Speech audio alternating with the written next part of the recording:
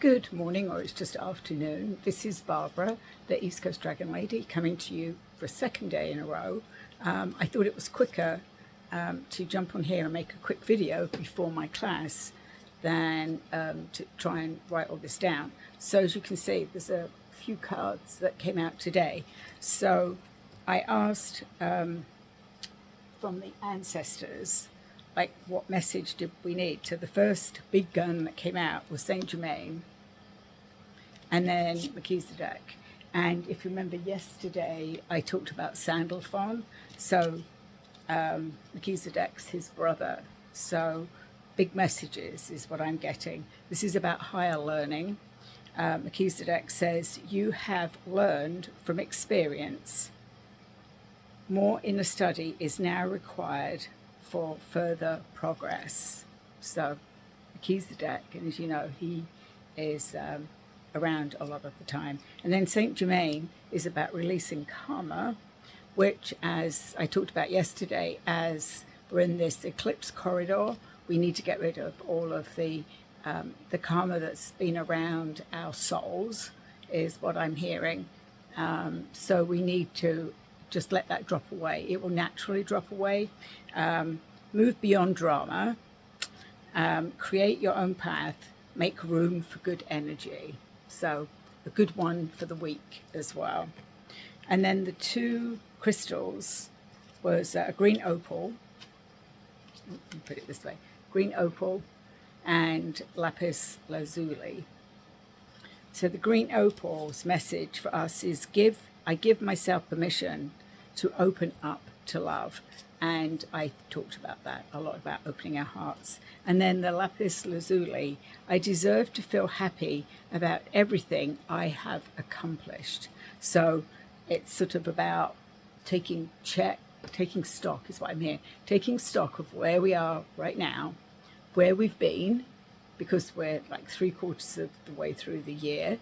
The last equinox is the autumnal equinox. And it's about where are we going next. Certainly that came up for me today, literally a couple of hours ago. It's almost like I keep hearing I've got my ducks in a row. I must have some British, I think these are the British dragons again. They're going, oh, my ancestors. They keep giving me these sayings. So I've got all my ducks in a row, and one duck got in a row. And it made sense then. And the dragons are going, we told you. So they told me to be patient. And I said this yesterday, like, you need to be patient. Wait, if things have slowed down, that means we need to slow down. When they start picking up again, and this often happens to me, as the end of the year starts drawing close, things start picking up, so that in January, I'm shot out of that cannon again. And then the two dragons that stepped forward was the guardian earth dragon. I love this one because it's got all the colors there of fall, and this is about staying grounded, put your roots down. So like Mother Gaia, the guardian earth dragon is the same, is about keeping us rooted, keeping us present, stop us from going too far out there, stop projecting forward, is what I'm hearing from him. He's saying, like, we need to be here in the present, in the here and now. Put your roots down, be grounded.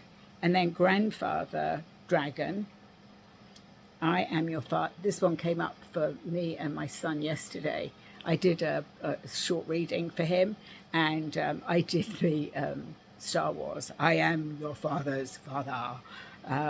This is about, I think this is about our fathers, the divine masculine is what I'm hearing, and reminding us that to balance us out, as we're the divine feminine, we need the divine masculine. So this is about balance. So interesting. Yep. So they're saying, yes, grandfathers are your father's father.